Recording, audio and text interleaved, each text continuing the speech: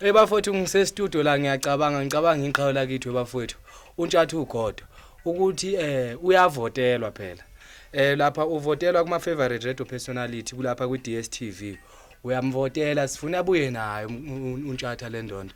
Bafowethu ngiyancenxa nje kulo lonke bafowethu niphume nje nikhiphe eninakho emakhukhwini umnikelo nivotele uNtshatha uSMS nje inamba lapha uthi SMS uthi 5E bese uyithumela kwinamba ethi 39201.